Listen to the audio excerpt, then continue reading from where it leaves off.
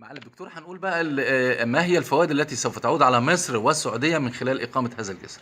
آه. واحد، أوضحت الدراسة موقع الجسر البري والطرق المؤدية إليه في مم. مصر والسعودية، حيث أن الطريق يمر في القسم الجنوبي لسيناء من غربها إلى شرقها، ويمكن أن يوصل امتداده للأراضي السعودية بعد إقامة هذا الجسر تمام. المقترح مم. في موقع يعد من أحسن المواقع والمواضع لإقامته، والذي سيربط مصر بالسعودية عند أضيق مكان في منطقة خليج العقبة، تمام. حيث يبلغ عرضه 10 كيلو ونص فقط ما مم. بين رأس الشيخ حميد في السعودية أيوه.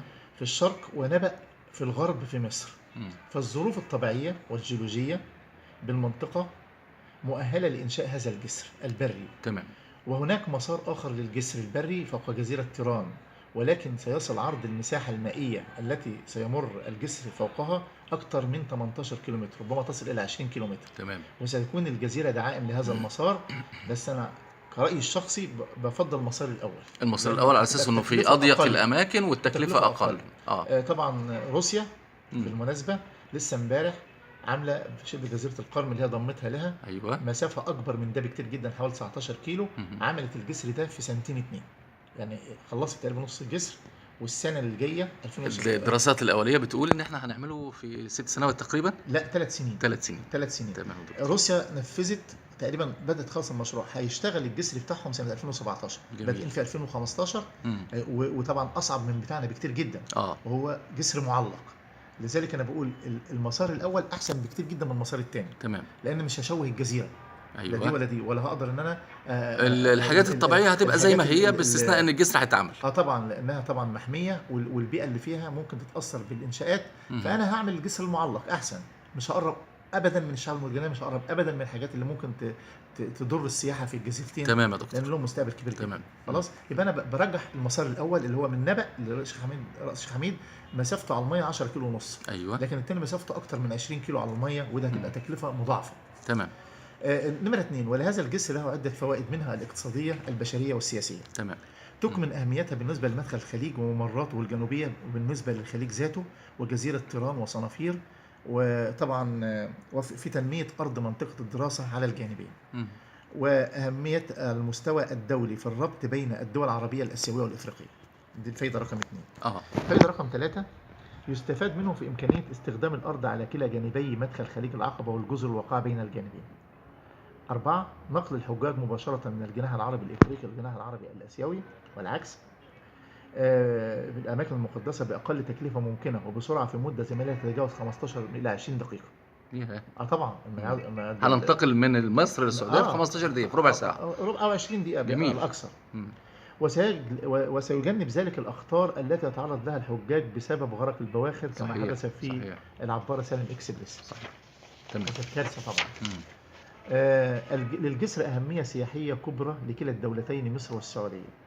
ده رقم 5. رقم 6، للجسر أهمية خاصة بالنسبة للعمالة المصرية في دول الخليج، فسوف يربط مصر بدول الخليج العربي ربطا مباشرا وسريعا، ولما له من فوائد اقتصادية كبيرة على الدخل القومي.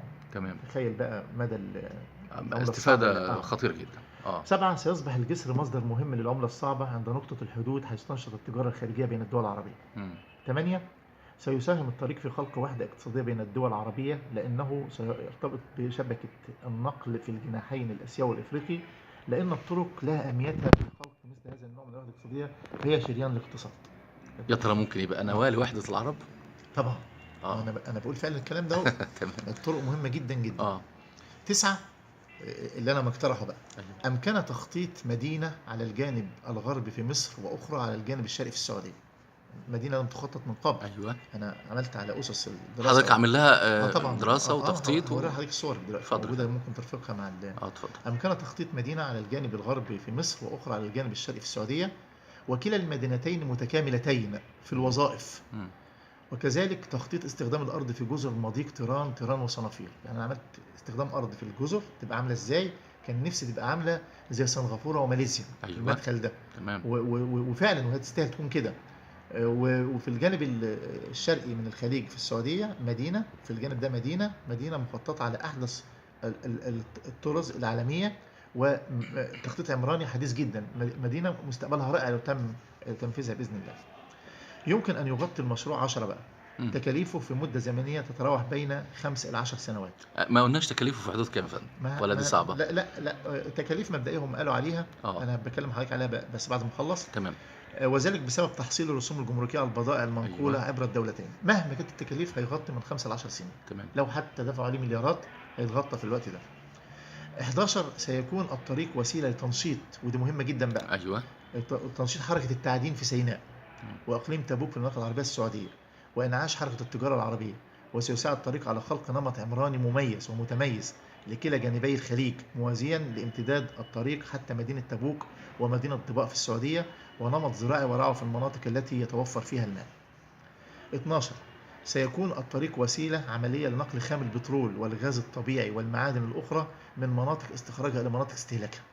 تمام. وبذلك ستتحول مدينة الطور إلى مدينة عصرية كبيرة في جنوب سيناء كنتيجة حتمية لكل ما سبق، وكذلك ستتحول مدينة تبوك إلى مدينة عصرية كبيرة في شمال غرب السعودية، بالإضافة إلى وجود مدينتين جديدتين عند رأس الشيخ حميد اللي أنا مخططهم ونبأ، ونضيف إلى ذلك أيضا التنمية ما بين المدينتين السابقتين العصريتين على طول امتداد الطريق. جميل. ده رقم 12. 13 للجسر فوائد استراتيجية سياسية عسكرية كبيرة على مصر والسعودية وكافة الدول العربية والإسلامية، حيث سيقضي على فكرة إنشاء إسرائيل قناة تربط خليج العقبة البحر الميت ثم البحر المتوسط، ويكون هذا الجسر اللي هو بتاعنا ده مكمل لقناة السويس وليس منافس لها. كما سيقضي على فكرة إسرائيل في مد خط سكة حديد يربط أم الرشراش المصرية إيلات الحالية بالبحر المتوسط. 14 والقانونية اللي بقوله ده لقانونية إنشاء الجسر يجب معرفة الآتي. الحتة اللي مخوف الناس كلها. هي بتعمل القانون الدولي. الوضع القانوني لمضيق طيران مكان إنشاء الجسر حتى يتم تنفيذ الجسر والطرق البرية المقترحة، يجب أن نعرف الوضع القانوني للمضيق وهو مصري عربي 100%، وذلك للأسباب التالية. 1 أو ألف. أنت تقصد المضيق نفسه ولا الجزيرتين؟ لا أنا ماليش دعوة بقى بالجزر. احنا مش هنتكلم في السياسة. لا مش في السياسة. المضيق اللي هو حضرتك ده كده اللي بين الجزيرة وبين الأراضي المصرية. مظبوط يا فندم. النقطة الوحيدة اللي صالحة للملاحة هي دي. تمام. ده عرضها كام يا أستاذ صلاح؟ عرضها في شمالها 1.5 كيلو، في جنوبها 3.3. تمام. عمقها أكتر من 200 متر. ده المكان الوحيد اللي صالح الملاحة.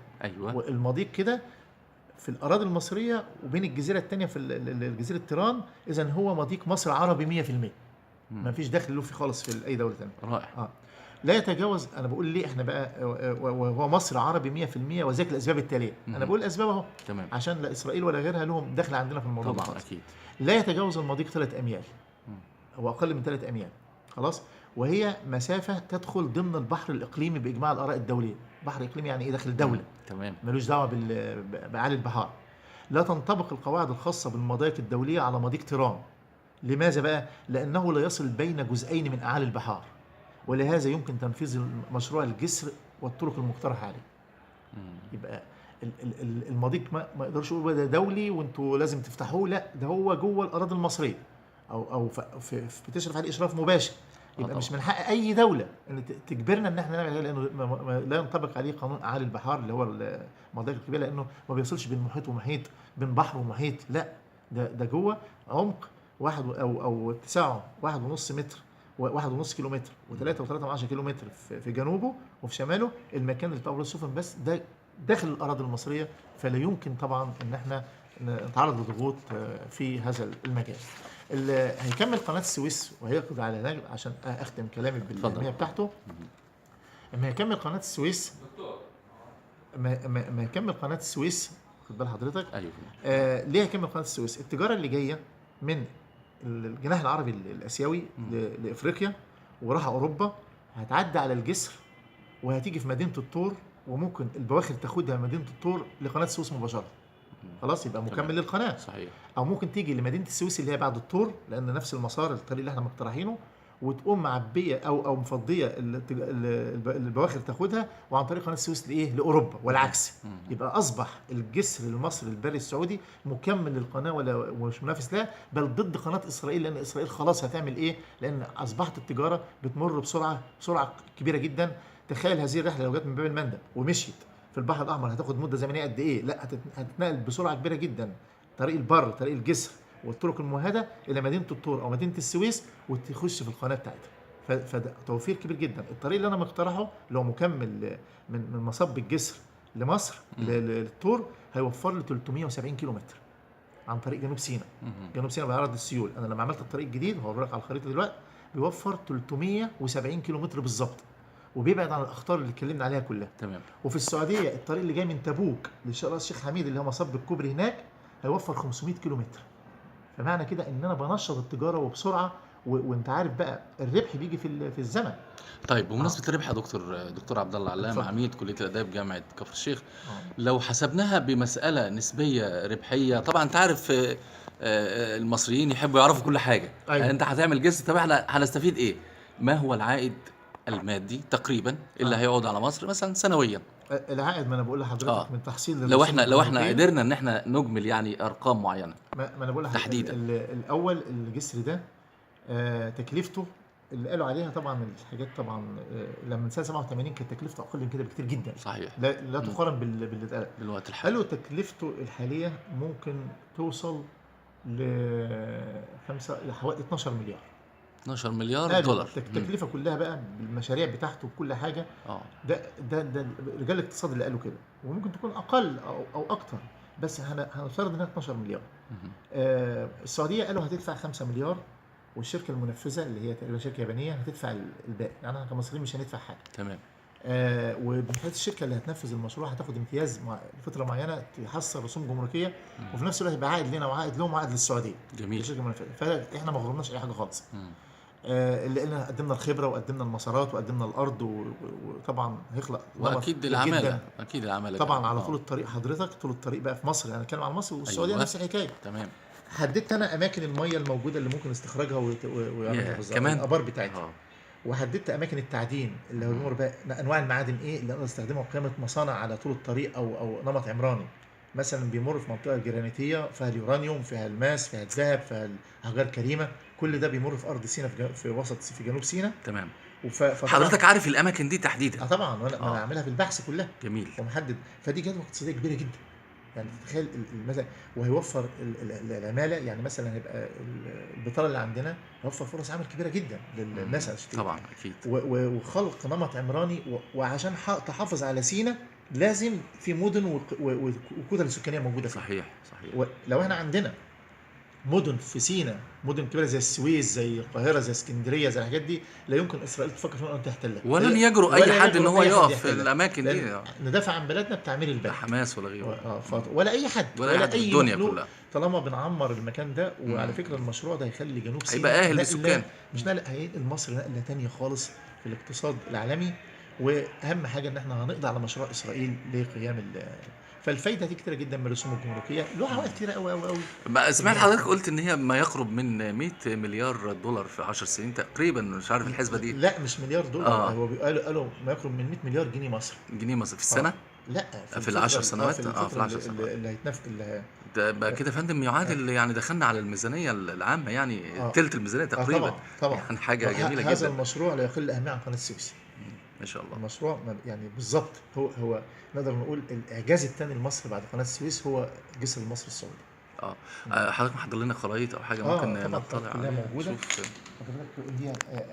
ممكن اجيبها لك على اسطوانه. ممكن اجيبها لك على اسطوانه بره تاخدها مع حضرتك وتعملها. ماشي يا دكتور. معالي الدكتور عبد الله علام، عميد كليه الاداب جامعه كفر الشيخ، كلمه اخيره توجهها لكل الإخوة، مش هنقول الحاقدين بقى ولا اللي هم واقفين ضد البلد وضد الاستثمار داخل البلد وعمالين يقولوا حاجات وخلاص مش فاهمين حاجة خالص، لكن لما يسمعوا كلام حضرتك ده وبالتفصيل ده وبكل هذه الدقة المتناهية، حضرتك عارف كل ذرة رمل في سيناء عاملة ازاي، كل جبل اسمه ايه وتحتيه ايه نوع المعادن اللي موجود في سيناء، ايه نوع حتى كل حاجه موجوده في داخل سيناء، الميه والتربه والزلزال والبراكين والجبال والصخور. حاجه رائعه جدا ان احنا يبقى ابن من ابناء مصر لديه كل هذه الدرايه وهذه الحكمه وهذه القدره العلميه الفائقه والخارقه. تقول ليهم ايه يا فندم علشان بقى كل واحد يسكت كده؟ انا عايز اوجه كلمه للشعب المصري. الشعب المصري ده احسن شعب في العالم، وذكي جدا وبيغير على ارضه، وده حاجه مش وحشه ان احنا بنغير على الارض بتاعتنا، فده يحمد لكم. بس ارجو ان تسيبوا السياسه لرجال السياسه. ايوه. والعلم علم له طريق معين، ما نخلطش بين العلم والسياسه. الناس المسؤولين عن السياسه في البلد عارفين مصلحه البلد كويس جدا، فمش عايزين نخش في شغلهم. هم في حاجات، في ضغوط دوليه وفي حاجات كده جدا، وفي حاجه بتحاكم من يعني اسرائيل لما كانت عايزه تعمل قناه، الدول الغربيه كلها بتساندها دلوقتي طبعا. والبنك الدولي هيمول لهم المشروع. ولو عملوا القناه ديت انتهت القناه بتاعتنا. فاحنا دلوقتي اللي انا برجوه من كل الناس، يا جماعه نتكاتف مع القياده السياسيه ونحمي بلدنا. الجسر المصري السعودي ده رائع، هيقدر قناه اسرائيل اللي امريكا عايزه تعملها، وكل الدول اللي ضدنا وعايزين يحطمونا عايزين اسرائيل تعمل القناه. لو احنا عملنا الجسر القناه مش هتقوم. ادي حاجه. الحاجه الثانيه، اسرائيل اغتصبت ارضنا ام رشراش، والاردن خدت العقبه، ودول مصري، دي مدينه مصريه ودي مدينه مصريه. تمام. لو احنا فشلنا في ان احنا نعمل الجسر، يبقى احتلوها، دمروا القناه بتاعتنا، اقتصادنا هينزل بدرجه، هيتهوى في الارض تماما. وده حصل من ايام سيف الدين قطز المماليك، لما كنا احسن دوله في العالم، وكانت العمله المصريه العمله السائده في العالم. انا بنبه الناس الحكايه دي، عملتنا كانت العمله السائده في العالم، والدليل ان هم بالشام وتركيا وغيره بيقولوا مصر، مصاري على اسم مصر. صحيح. ليه كان كده؟ لانها كنا قوه كبيره جدا، وكان قوتنا كبيره. حطمونا بايه؟ عملوا طريق غير الطريق بتاع التجاره بتاعنا. يعني كان اقتصادنا المصري كله بيعتمد على الطريق القديم المصري ده. أيوة. اللي هو الجسر زيه بالظبط. فاحنا لو حافظنا على هذا الجسر وعملناه، هنقضي على الفكر بتاعهم. هم لو دمروا مصر، الوطن العربي كله هيتدمر، لان هم عارفين كويس ان الوطن العربي كله بيحترم في مصر. طبعا. لو مصر انهارت، كل العرب هينهاروا، الاسلام هينهار، الدول الاسلاميه هتنهار. فاحنا مش عايزين نضم الفرصه مهما كان راي الناس مختلف. اللي انا بوجه كمان ده تاني، يا جماعه سيبوا ده لبتوع السياسه، مالناش دعوه بالسياسه خالص، احنا لنا دعوه بالعلم. انا بعرض لكم فوائد المشروع، ولازم تعملوا موازنه. ايه الاهم لنا؟ نعارض بعض ونعمل ونقول مثلا ده الارض اتباعت، والارض الكلام اللي بنسمعه ده اللي هو ملوش اي فايده، ولا نستثمر موقعنا كويس جدا ضد اسرائيل في عمل قناه، والدول الغربيه اللي بتكرهنا كلها، وللاسف في بعض الدول بتساندها علشان مصر تقع. فما ندهمش الفرصه الحكايه ديت، ونسيب السياسه للسياسه والعلم للعلم، والفايده الاقتصاديه اللي هتعود علينا. اخيرا، انا عملت مدينه في الجانب المصري، يا ريت تبقى تتسمى باسم الرئيس السيسي. تمام. الراجل ده راجل جريء جدا، وخد قرار شجاع. قبل منه مشروعي ده تم مناقشته في مجلس الشعب قبل كده أيوة. ولم يهتم به احد خالص، ولا بصوا له، ومركون عرفه. ما صدقنا ان الرئيس السيسي خد قرار شجاع. فانا كصاحب المشروع جسر مصر السعودي، المدينه اللي انا مخططها ارجو ان الدوله تعملها باسم الرئيس السيسي. يعني لانه هو الجسر باسم الملك سليمان، يبقى احنا عندنا في مصر باسم الرئيس بتاعنا. وده وفاء وعرفانا وتقديرا لهذا الرجل، لانه شجاع وما بيخافش. الحقيقه يا فندم سمعنا معلومات ان بحث حضرتك على مكتب اعلى القيادات السياسيه في البلد، وبيتم دراسته الان. ويا رب يا رب يوصل نصل الى الكلام الجميل اللي حضرتك بتقوله ده، والعائد الجميل اللي يعود على مصر وعلى المنطقه العربيه باسرها. معالي الدكتور عبد الله علام، عميد كليه الاداب جامعه كفر الشيخ، كل التحيه والتقدير يا فندم لحضرتك. جريده الحلم العربي نيوز تتقدم لحضرتك بخلص الشكر والتقدير على سعه صدرك وعلى هذا الوقت الثمين من وقت حضرتك. شكرا. الله يخليك. انا بشكر حضرتك وعلى وطنيتك والجريده المحترمه ديت، واتمنى ان يكون كل وسائل الاعلام بالقدر ده، ووسائل الاعلام يبنوا ما يهدموش. يعني مش عايزين نهاجم ونهدم، عايزين نبني البلد، وكل واحد يجي على نفسه شويه. احنا مات لنا شهداء كتير جدا في سينا، اكتر من 120,000 شهيد. تمام. فدم الناس دي يعني هو اللي بيمهد لنا الطريق دلوقتي ان احنا نحافظ على بلدنا. وشكرا جزيلا. شكرا معالي الدكتور، تحياتي وتقدير. ربنا يخليك يا فندم، شاكرين جدا. شكرا.